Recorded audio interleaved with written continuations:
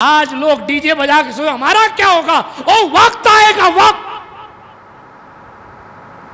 आज लोग औरतों को नचा के सोच हमारा कुछ नहीं होगा।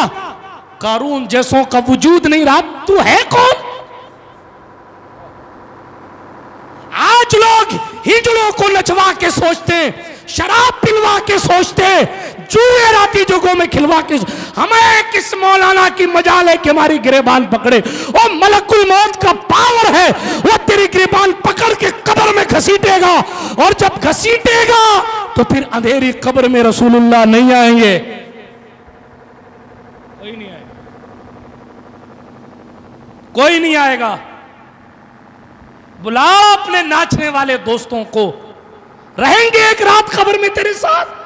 कुरान मुकद्दस ने फरमाया वजअलना मिनल माई कुल्ला शैइन हई, हमने पानी से हर चीज को जिंदा किया। खुदा की कुदरत, अल्लाह ने पानी के जरिए ऐसी ऐसी कुदरत दिखाई है कि अक्लें हैरान है। क्या ये पानी से किया जा सकता है? आसमान से पानी बरसता है और जमीन पर गिरता है, मगर साहब ये बीज का कमाल नहीं है, ये कादिर की कुदरत का कमाल है कि पानी आसमान से बरसता है और कहीं जमीन से करेला निकल रहा है, कहीं जमीन से फल निकल रहे हैं, कहीं बादाम का पेड़ है, कहीं अखरोट निकल रहा है, कहीं जनाब काजू आ रहा है, कहीं टमाटर पैदा हो रहे हैं, कहीं सब्जियां पैदा हो रही। पानी एक है, जमीन एक है, मगर खुदा की कुदरत, वो उसकी शान है कि उसी पानी से वो मेवे भी निकालता है, फल भी निकालता है, और खुद फरमाता है वह हुआ ला कुल्ली शैइन कदीर, वो जो चाहे निकाल सकता है, ये उसकी कुदरत। लिमा युरीद, जो चाहता है, जो इरादा फरमाता है वो करता है, कोई रोक टोक करने वाला नहीं है। और खुदा की कुदरत ये भी बताता चलूं बीकानेर वालों, आसमान से पानी पथरीली ज़मीन पर भी बराबर गिरता है और सब्ज ज़मीन पर भी बराबर गिरता है, लेकिन जो ज़मीन इस्लाह कबूल करने वाली होती है, हाँ, जो ज़मीन बात को सुनने वाली होती है, पानी उस पर गिरता है और उस जमीन से पौधा निकलता है। और जो जमीन सख्त होती है पानी उस पर भी गिरता है, मगर उससे सिवाय घास के कुछ नहीं, बल्कि कई जगह तो घास भी नहीं उगती। क्या इसमें पानी की कोई कमी रह गई थी? बोलो जल्दी से। अगर पानी की कमी थी तो फिर वो जो नरम जमीन थी उससे कैसे उग गए पौधे? उस जमीन के सीने पर कैसे आम के लहलहाते हुए पेड़ लगे हैं? आप कहेंगे हजरत बात इतनी है कि उस जमीन ने पानी पिया, इस जमीन ने पानी नहीं पिया। आप आज के दौर में सिर्फ उलमा, खुतबा और इमामों को दोष न दिया करें, मौलाना काम नहीं कर रहे हैं, मौलाना की बात में असर नहीं है। मौलाना की बात की असर बाद में देखिएगा। आपका दिल कहीं पथरीली जमीन की तरह तो नहीं हो गया, इसको भी चेक कर लीजिएगा। मौलाना की जुमलों, इस्लाही जुमलों की बरसात, ये नूर की बरसात मुजाहिद ने नाम दिया ना इसका, मैं जुमलों की बरसात कर रहा हूं। बहरहाल ये भी नूर भरे जुमले और नूर के जुमले हैं। तवज्जो है आपकी, गौर कीजिएगा, मेरा मौजूद टॉपिक नहीं है, लेकिन चलते चलते अर्ज कर रहा हूं। आसमान से पानी दोनों पर बरसा, एक से कुछ नहीं पैदा हुआ और एक जमीन से पौधे उग गए। क्यों? एक जमीन ने खुद को पत्थर बनाया था तो उस पर पानी की बरसात होती रही, लेकिन ना वो नरम हुई, ना उसमें कुछ पैदा करने की सलाहियत पैदा हुई। आज की तारीख में ये नोट कर लीजिए, आपका दिल अगर इस्लाह कबूल करने वाला बनेगा, आप खुद को बदलने की कैफियत में होंगे, तभी किसी खतीब और वाइज का जुमला आपके दिल की जमीन पर असर करेगा। और अगर आपके दिल की कंडीशन पथरीली जमीन की हो गई है तो खतीब रसूलुल्लाह जैसा भी हो, अबू जहल के कल्ब पर असर नहीं किया तो नहीं किया। इसमें रसूल की इस्लाह की कोई कमी नहीं थी, कमी तो अबू जहल की, कमी तो अबू जहल की थी ना। इमाम हुसैन जैसा मुसले करबला में खड़ा था और एक सहाबी का बेटा साद इब्ने अबी वक्कास जन्नती बाप का बेटा अमर इब्ने साद तलवार खींच के खड़ा था। हुसैन जैसा बेहतरीन नसीहत करने वाला कौन ला सकता है, जिसकी शरियानों में सैयदा ज़हरा का खून दौड़ रहा था, तासीर जिसके कतरे कतरे में थी, जिसके किरदार की तासीर यह है कि गजनवी से लेकर अय्यूबी तक, अय्यूबी से लेकर गजनवी तक, और गजनवी से लेकर आलमगीर तक, आलमगीर से लेकर आज तक हर तासीर पेश करने वाला अपनी जिंदगी में ये हुसैन इब्ने अली का किरदार देखकर साफ चैलेंज कर रहा है, इस्लाम की फितरत में कुदरत ने लचकती है, जितना के दबाओगे उतना ही ये उभरे। नारे तकबीर, नारे रिसालत, नूरुल मशाइख। जिस मौला हुसैन के जुमलों की तासीर का असर आज तक है, खुदा की शान अमर इब्ने साद पे नहीं हुआ। क्यों? इसमें हुसैन की जबान की कोई कमी नहीं थी, वो दिल पत्थर था सामने। आसमान तो खूब बरसा, वो विलायत का आसमान खूब बरसा, खुतबे पर खुतबे दिए। आज उन खुतबों को पढ़ो तो रोना आता है कि मौला ने कैसे खुतबे करबला में खड़े होकर दिए। अल्लाह अकबर। यहां तक कहा कि तुम्हें मेरी बात पर भरोसा नहीं तो चलो मैं तुम्हें अब्दुल्ला इब्ने उमर से पूछवा देता हूं। यहां तक कहा तुम्हें हुसैन पर भरोसा नहीं तो चलो मैं फलां साहबी से पूछवा देता हूं, अब्दुल्ला इब्ने जुबैर से पूछवा देता हूं, चलो फलां साहबी से पूछवा देता हूं, क्या मैं ही वो हुसैन नहीं हूं जो रसूलुल्लाह के कंधे पर सवार होता? मेरी बात पर भरोसा नहीं करते, चलो हुजूर के सहाबा मौजूद है पूछवाऊं। अब इससे नीचे तो क्या आते, इससे आगे तो फिर क्या जाते? मुझे नहीं मानते मत मान, इब्ने जुबैर की बात तो मान ले कि रसूलुल्लाह ने क्या कहा था, सहाबा मौजूद है, चल सुनाऊं रसूलुल्लाह ने क्या कहा। लेकिन नहीं साहब, हुसैन जैसा वाइज पुर तासीर जुमले, लेकिन दिल पत्थर हो गया था। इकबाल ने इसीलिए 100 साल पहले कहा था, खुदा ने उस कौम की हालत अब तक नहीं बदली, न हो खुद जिसे शौक अपने बदलने का। आज समझ शरीफ में आ रही है, जब तक बदलने का इरादा ना हो तब तक शादियों में यूं ही नाच होते रहेंगे और एक जालिम क्या सैकड़ों जालिम पैदा होते रहेंगे। प्रधानमंत्री बदलने से सिचुएशन हल नहीं होगी, हालात बदलेंगे तो आप भले तब जग भला है। आप भले होंगे नहीं और सबको बदलना चाहेंगे और खुद को नहीं बदलना चाहेंगे। कल भी नहीं पढ़ते थे नमाज, आज भी नहीं पढ़ते, कुछ फर्क नहीं पड़ता। गजा उजड़ गया उजड़ गया, हमारा घर थोड़ी उजड़ा है कि हम नमाजी बन जाएं। फिलिस्तीन में मासूम सिफत बच्चे ज़िबा कर दिए गए। हमारे घर का थोड़ी कोई बच्चा शहीद किया गया है कि हम फजर की नमाज की पाबंदी करें। ये मुसलमानों की कंडीशन हो गई। अपने घर में आग लगने का इंतजार ये मुसलमान काल था। अगर यही होता तो हिंदुस्तान में मोहम्मद बिन कासिम कभी नहीं आता। वो आया था एक इस्लामी रिश्ते की बहन की इज्जत बचाने आया था। मेरा टॉपिक नहीं है, मैं सभा वालों की बात कर रहा हूँ। मैं कलाम मजीद की तफसीर पढ़ रहा हूँ। बारिश बरस रही है लेकिन उनके यहाँ पौधे नहीं उगते थे, ऐसी बारिश भी नहीं पाते थे और ऐसा पानी भी नहीं पाते थे। ऐसा स्पेशल पानी दिया और ऐसी करम नवाजी फरमाई कि उनके यहाँ से जनाब पौधे उगने लगे, उन पानी के ज़रिए वो खेती करने लगे। वो जो कल जंगल था आज लहलहाने लगा, वो कल जो वीरानी थी वो आज वहाँ बेहतरीन फलों की खुशबू आने लगी। अब उनकी कंडीशन ये हुई, कुरान की तफसीर में लिखा, 2-3 किताबों की रिवायतों को एक साथ जोड़ के पेश कर रहा हूँ। उनकी कंडीशन ये थी, वो इतने सखी हो गए कि कोई खाली टोकरा लेकर अपने घर से निकलता ना तो अपनी मंजिल तक पहुंचते पहुंचते लोग फ्री में इतने फल डाल देते थे, फ्री में, कि उसका टोकरा भर जाया करता। ये उनकी कंडीशन थी, ये उनकी खुशहाली थी, खुशहाली। लेकिन अल्लाह खुशहाली देता है ना तो फिर ये भी एक इम्तिहान है कि अब बंदा क्या करता है। वो रॉन्ग चले गए, जैसे हमारे बहुत से भाई रॉन्ग चले। अल्लाह ने 4 पैसे क्या दिए, खुद को नमरूद समझने लगे। हम जो चाहेंगे वो होगा, हम चाहेंगे तो मौलाना आएगा, हम चाहेंगे तो मौलाना जाएगा, हम चाहेंगे तो फलां मौलाना को निकाल देंगे, हम चाहेंगे तो फलां मौलाना को लगा देंगे, हम चाहेंगे तो फलाना साहब हमको सलाम करेंगे, हम चाहेंगे तो फलाने साहब को हम ये करेंगे वो करेंगे। नमरूद हो गया क्या? क्या हो गया? मिट्टी का इंसान अपने आप को क्या समझने लगा? 4 पैसे आए, खुशहाली ने दिमाग खराब कर दिया। हर बंदा उस्मान गनी तो नहीं होता। मजलूम मदीना उस्मान गनी, मैं फिर कभी सरकार उस्मान पर पढ़ूंगा। सब कुछ लुटाने के बावजूद भी 40 दिन जिसे पानी नहीं मिला, वो मदीने का मजलूम हजरत सरकार उस्मान गनी।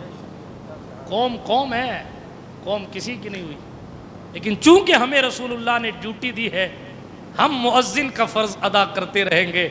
मुअज्जिन का काम खड़े होकर के हय्या अलल फलाह, आओ कामयाबी इधर है, जो आए उसे नमाज पढ़ाओ, जो नहीं आए उसको खींच के लाना हमारा जिम्मा नहीं है। हमारा काम हय्या अलल फलाह के, आए तो अपने लिए आए, नहीं आए तो अपने लिए ना आए। सबा वालों का दिमाग खराब हो गया। चंद दिन खुशहाली में क्या रहे, नाशुक्रे हो गए। अल्लाह का शुक्र करना पहले तो बंद किया। ये रास्ता यही है, पहले शुक्र करना बंद होगा, डायरेक्ट नाशुक्री के अल्फाज नहीं निकलते। पहले समझेगा ये सब मेरा है, किसी का क्या है तो मेरा है, ये मेरा, वो मेरा, वो मेरा, वो मेरा, ये प्लॉट मेरा है, वो घर मेरा है, ये फैक्ट्री मेरी है, ये कार मेरी है, वो अम्बेसडर मेरी है, बम्बई में मेरा प्लॉट है, दुबई में मेरी जगह है। पहले ये मेरा मेरा मेरा मेरा, वहाँ भी मेरा, वहाँ भी मेरा। तेरा क्या है? 2 गज कफन भी तेरा नहीं, वो भी कीड़े खा जाएगा। क्या है तेरा? औलाद लड़ेगी विरासत पे, सदका कर, कपड़े फटेड़े कपड़े सदका करते लोग मरने के बाद।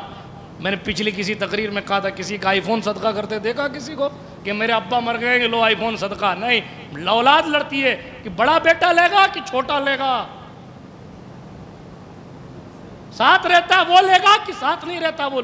ये विरासत के झगड़े, ये वारिसों के माल के लिए हमने रसूल का रास्ता छोड़ दिया। ये वारिसों का माल, अल्लाह की पनाह दूर न बात चली जाए।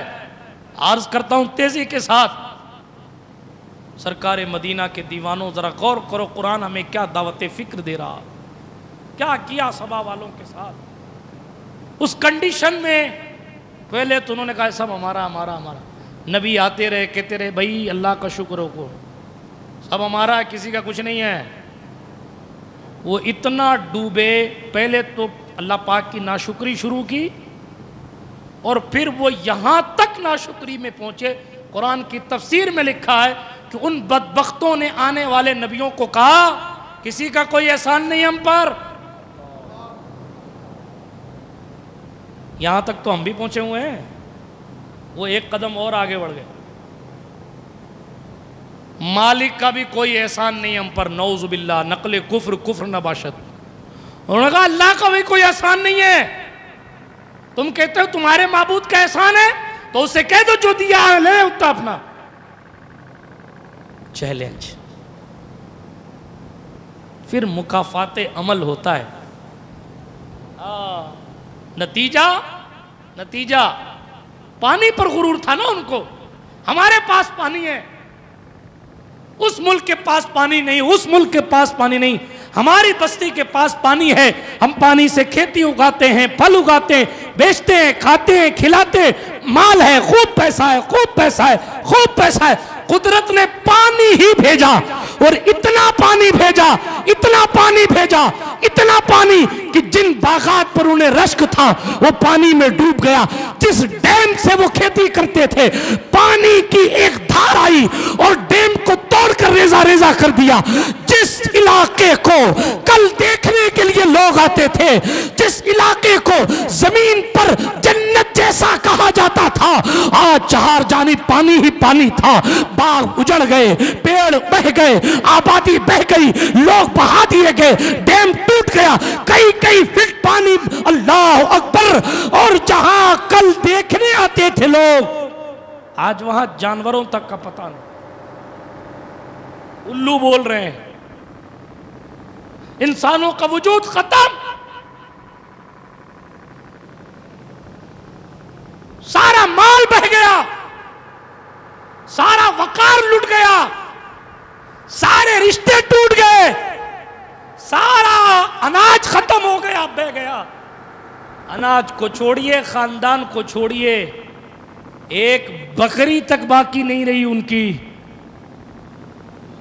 कुरान मुकद्दस ने कहा ज़ालिका जज़ाइनाहुम बिमा कफरू, ये हमने उनको इसलिए बदला दिया जो उन्होंने नाशुक्री। बात समझ शरीफ में आ रही है? आज लोग डीजे बजा के सोचे हमारा क्या होगा, ओ वक्त आएगा वक्त। आज लोग औरतों को नचा के सोचते हमारा कुछ नहीं होगा। कारून जैसों का वजूद नहीं रहा, तू है कौन? आज लोग हिजड़ों को नचवा के सोचते, शराब पिलवा के सोचते, जुए राती जगहों में खिलवा के, हमें किस मौलाना की मजाल है कि हमारी गिरेबान पकड़े। और मलकुल मौत का पावर है, वो तेरी गिरेबान पकड़ के कब्र में घसीटेगा, और जब घसीटेगा तो फिर अंधेरी कब्र में रसूलुल्लाह नहीं आएंगे, कोई नहीं आएगा, कोई नहीं आएगा। बुला अपने नाचने वाले दोस्तों को, रहेंगे एक रात कब्र में तेरे साथ। रात को फातिहा पढ़ने नहीं जाते लोग कब्रिस्तान के साहब, हमें डर लगता है। जो कौम शबे बरात को तेरे लिए सूरे फातिहा का नजराना न दे, उन दोस्तों के लिए तूने रसूलुल्लाह से पंगा ले लिया, रसूल की शरीयत का मजाक बनाया। और इस खुमार में कि हमारा क्या होगा, ये काजी निकाह नहीं पढ़ाएगा तो फलाना काजी उठा लाएंगे,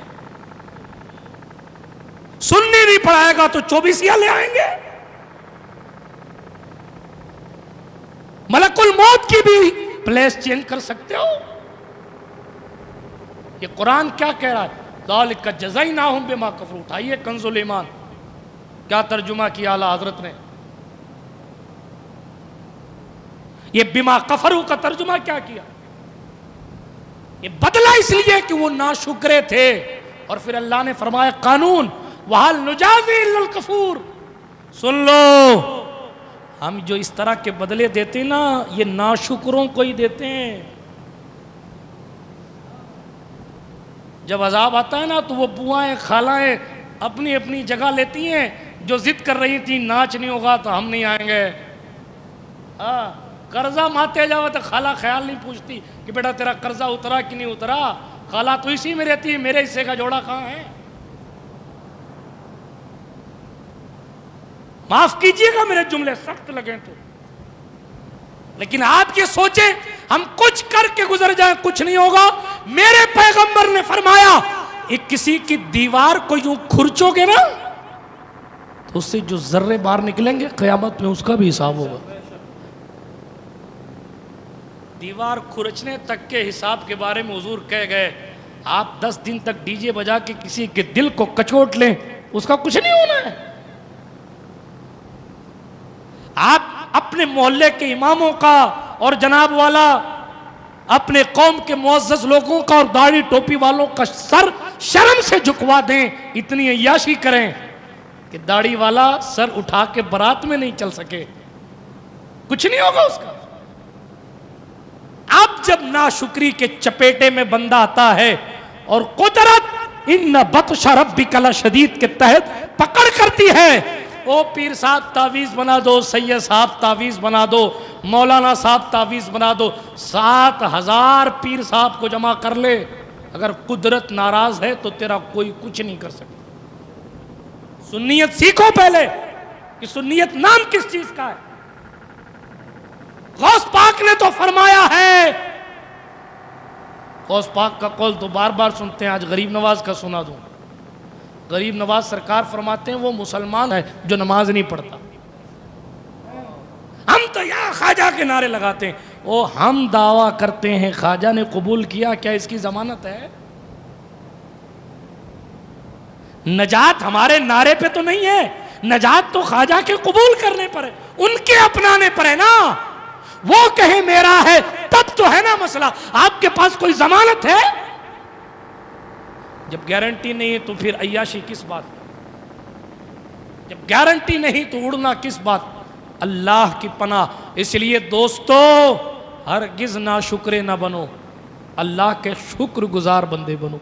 मेरे महबूब सल्लल्लाहु अलैहि वसल्लम की एक हदीस, पानी पीते ना आप, वो तो सैयदुल मासूमीन है ना, जितने मासूम है कायनात में उन सब के आका हैं वो।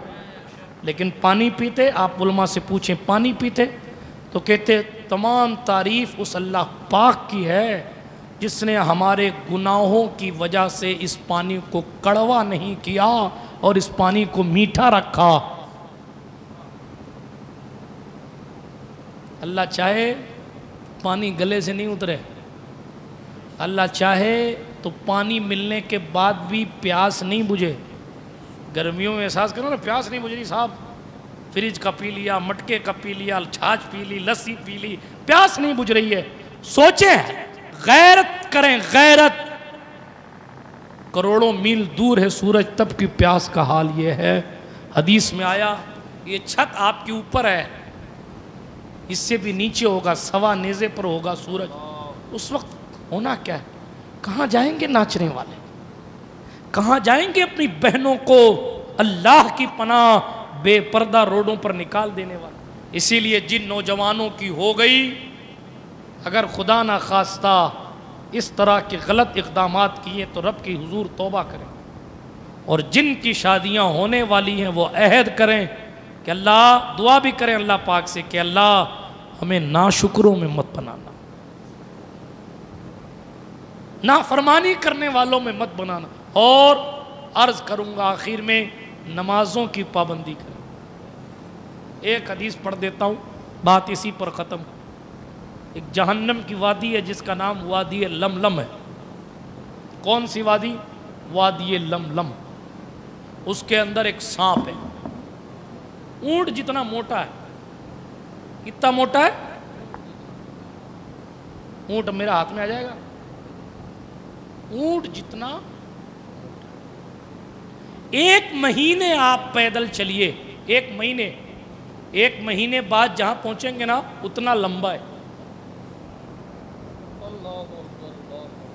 किसके लिए?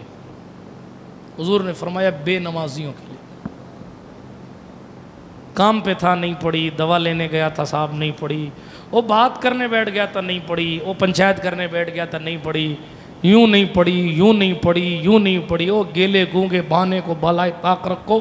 ज़रा इस हदीस पर गौर करो। हुजूर फरमाते हैं सिर्फ लंबा चौड़ा ही नहीं है, इतना जहरीला है जिसे काट ले 70 साल तक उसके बदन पर, अल्लाह अकबर, उस पहले तो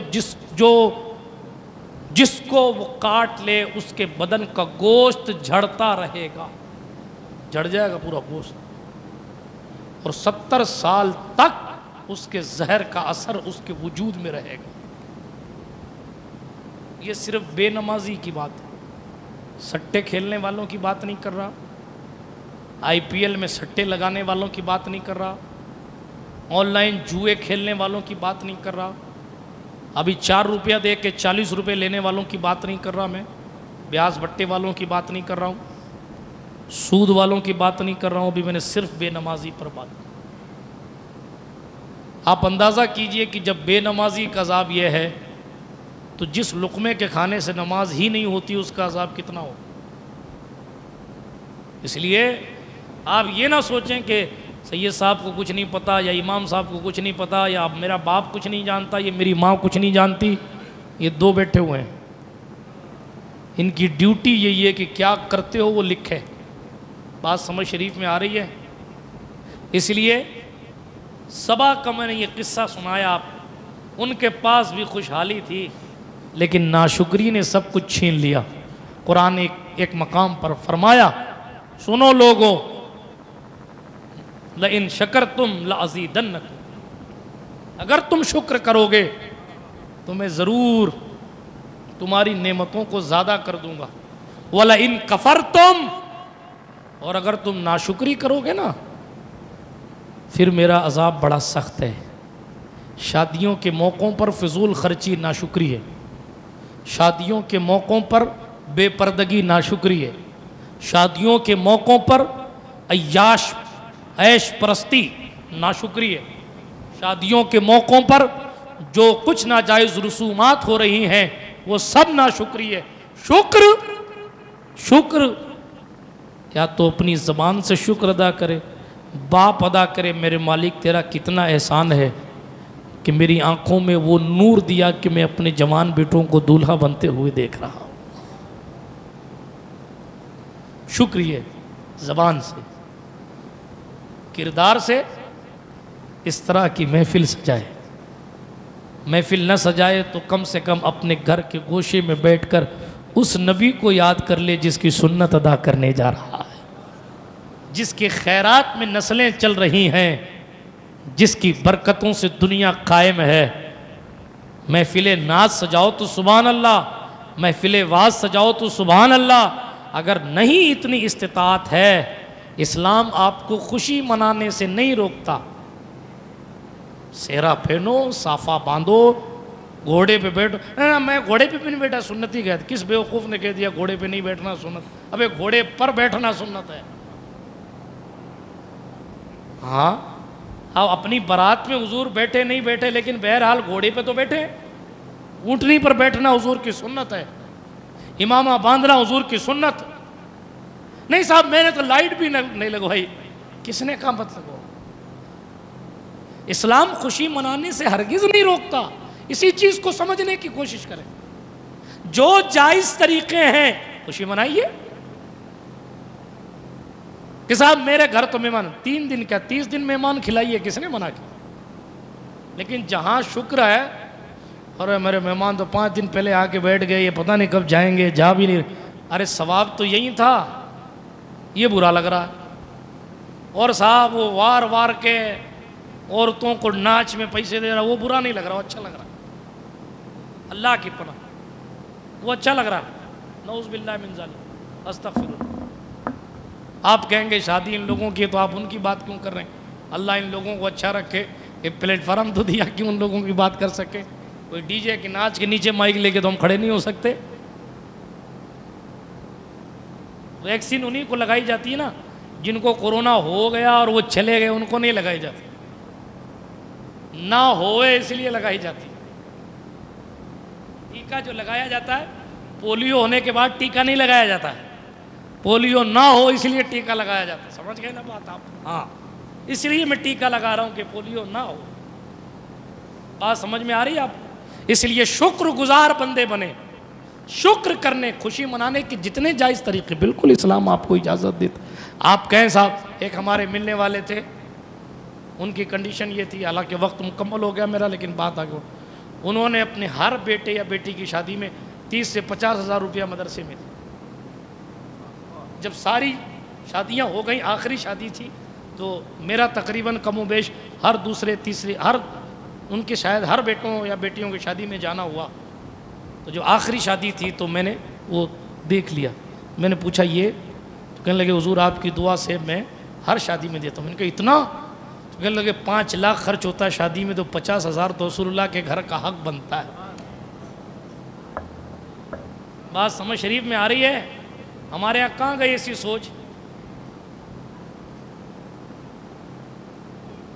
औरतों पे लुटाने के लिए पैसे हैं, दिखावा करने के लिए पैसे हैं, और मौलाना अब्दुल अजीज साहब की मस्जिद का गल्ला सामने कर दिया जाए तो 3 जेबें टटोलने के बाद 20 रुपए निकलते। माशाअल्लाह, अल्लाह की 20 रुपए से जन्नत लेने आए। बात समझ आ रही है आप? इसलिए आखिरी बात फिर वही दोबारा दोहराता हूँ कि इस्लाम बिल्कुल भी खुशी मनाने से मना नहीं करता। उसने तो खुशी के मौके दिए, निकाह रखा इसलिए खुश हो जाओ।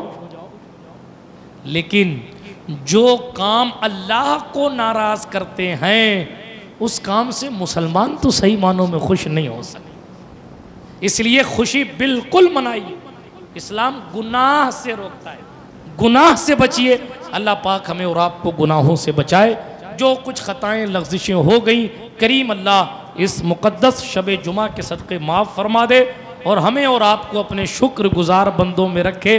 यार जिंदा सोहबत बाकी। अस्तग़फिरुल्लाह ताला रब्बी।